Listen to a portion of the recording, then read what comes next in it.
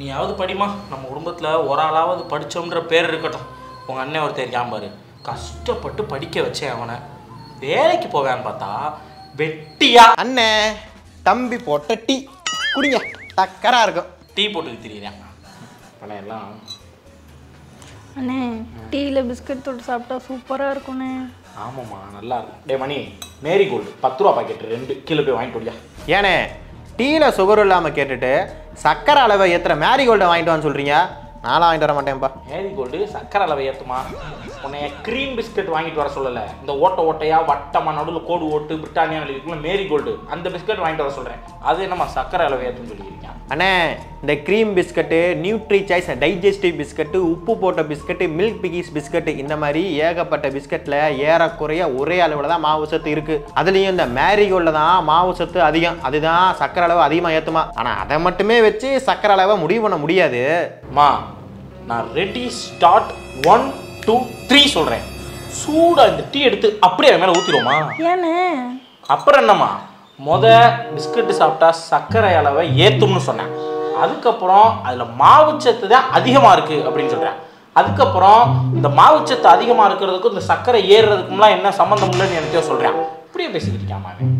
சரி சரி விடுனே. மணி இப்போ டீயில் பிஸ்கட் நினச்சி சாப்பிட்லான்னு சொல்கிறியா இல்லை வேணான்னு சொல்கிறியா? தெளிவாக சொல்லு.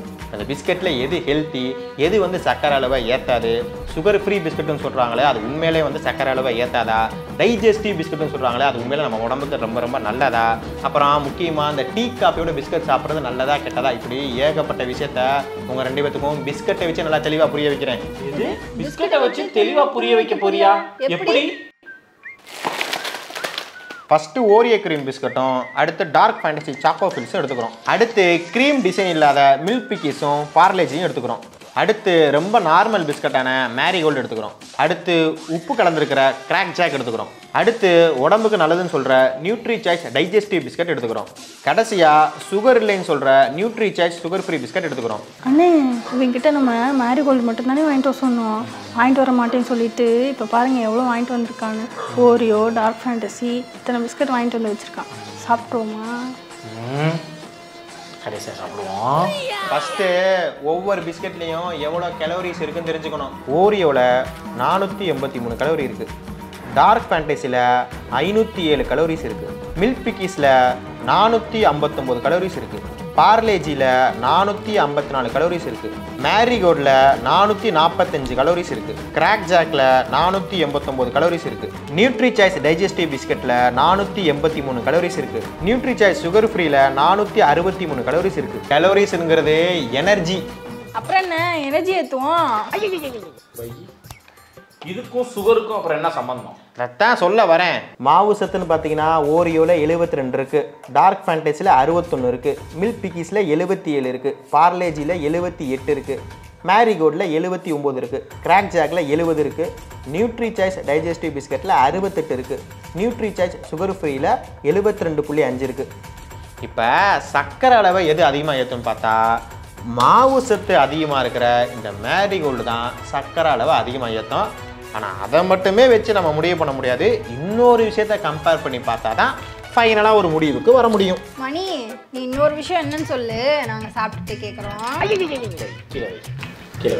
அது என்ன இன்னொரு விஷயம் சொல்லு? அதுதான் சுகர் லெவல். சுகர் லெவல்னு பார்த்தோம்னா ஓரியோவில் 38.5 இருக்குது. டார்க் ஃபேண்டசியில் 34 இருக்குது. மில்க் பிக்கீஸில் 26 இருக்குது. பார்லேஜியில் 25 இருக்குது. மேரிகோல்டில் 21 இருக்குது. கிராக் ஜாக்கில் 19.5 இருக்குது. நியூட்ரி சாய்ஸ் டைஜஸ்டிவில் 12.7 இருக்குது. நியூட்ரி சாய்ஸ் சுகர் ஃப்ரீயில் 0 இருக்குது. அதாவது நார்மல் பிஸ்கட்டில் இருக்கிற சக்கரை அளவு தான் இந்த நியூட்ரி சாய்ஸ் டைஜஸ்டிவ் பிஸ்கட்லேயும் இருக்குது. ஓ ரெண்டுலேயுமே ஒரே சுகர் லெவல் தான் இருக்கா? அப்புறம் ஏன் அதை ஹெல்த்தின்னு சொல்கிறாங்க? அது ஏன் அப்படின்னா இந்த பிஸ்கட்டில் மற்ற பிஸ்கட்டை விட அடிஷ்னலாக வீட் பிராண்ட், அதாவது கோதுமை தவிடு சேர்ப்பாங்க. அது சேர்க்கறனால பார்த்தீங்கன்னா ஒரு 5லேருந்து 10 கிராம் ஃபைபர் இருக்கும். அதனால இந்த பிஸ்கட்டை ஹெல்த்தின்னு சொல்கிறாங்க. ஹெல்த்தினா எதுக்கு வச்சுக்கிட்டு எடுத்து சாப்பிட வேண்டியதானே? நீ சொல்கிறபடி பார்த்தோம்னா ஓரியோலையும் டார்க் ஃபேண்டசிலையும் தான் சுகர் லெவல் அதிகமாக இருக்குது. அப்போ அதுதானே நியாயப்படி சக்கரை அளவை ஏற்றும். அதுதானே. அண்ணே இந்த பிஸ்கட்டில் சக்கரை அளவு அதிகமாக இருக்குது, சக்கரை அளவை ஏற்றும். இந்த பிஸ்கட்டில் சக்கரை அளவு கம்மியாக இருக்குது, சக்கரை அளவை ஏற்றாது. அப்படிலாம் எதுவுமே இல்லை. சக்கரை நோய்க்கும் இதில் இருக்க இனிப்பு தன்மைக்கும் எந்த சம்மந்தமும் கிடையாது. என்னம்மா இவன் இப்போ கடைசியா என்னதான் நீ சொல்ல வர்ற? டீயை குடிக்கலாமா கூடாதா? ஆல்ரெடி இது நாரி போச்சு. என்ன இது ஆறி போச்சு. அதானே டேய் எங்களுக்கு பிஸ்கட் கூட வேணாம்டா, டீயை குடிக்க விட்றா.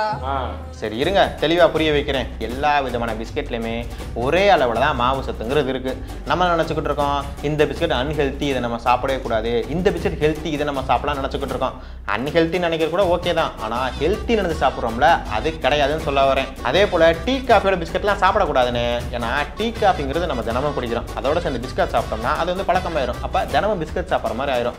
பிஸ்கட்டுங்கிறது எப்பயாச்சும் ஒரு மாதத்துக்கு ஒரு தடவை இல்லை மாதத்துக்கு நடுவை சாப்பிட்றது ரொம்ப ரொம்ப நல்லது. தினமும் சாப்பிடவே கூடாது. சில பேர்லாம் ஒரு வேளை சாப்பாடு டீ காஃபியோட பிஸ்கட் சாப்பிட்றதான், அதெல்லாம் பண்ணவே கூடாது. என்னைக்காவது ஒரு நாள் சாப்பிடலாம்ல, அப்புறம் என்ன உனக்கு என்ன பிஸ்கட் வேணும்?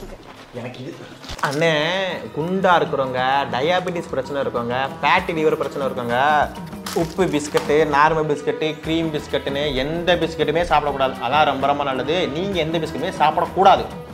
பிஸ்கட்டையும் சாப்பிட விட மாட்டேன், இந்த டீயையும் குடிக்க விடடா. நீ ஏன் டீ எடுத்து குடிங்க? அது ஆறி அலமளந்து போச்சு, நல்லாவே இல்லை. சூடு பண்ணி எடுத்துட்டு வரேன். இப்போ சொன்ன வச்சியா இது பேச்சு தான். சூடு பண்ணி சூப்பராக எடுத்துட்டு வரேன். என்னை படிக்க வச்சது வேஸ்ட்டுன்னு சொன்னீங்கல்ல, பார்த்தீங்களா பிஸ்கட்டை பற்றி எவ்வளோ அருமையாக சொன்னான்னு.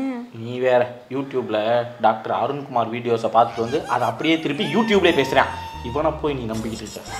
அண்ணே பிஸ்கெட் தான் சாப்பிட வேணான்னு சொன்னான், கொஞ்சம் மிச்சம் சாப்பிட்டா நல்லா இருக்கும்ண்ணே. சூப்பராக இருக்கும். நானே வாங்கி வச்சுக்கேன், அவனே எடுத்துகிட்டு வர சொல்லுவோம். மணி அந்த பொடி மிச்சர் பாக்கெட் ஒன்று இருக்கும், அது அப்படியே கொஞ்சம் வரும்போது எடுத்துருவா. அண்ணே டீ கூட சேர்ந்துலாம் மிச்சர்லாம் சாப்பிட. அம்மா இவன் நம்ம டீயை குடிக்க விட மாட்டேன், நம்ம காவி ஆர்டிஸ்டால் வண்டி விடுவோம். பிஸ்கட்டா அவளும் என்ன புட்டு திங்கவே உடஞ்சேனே.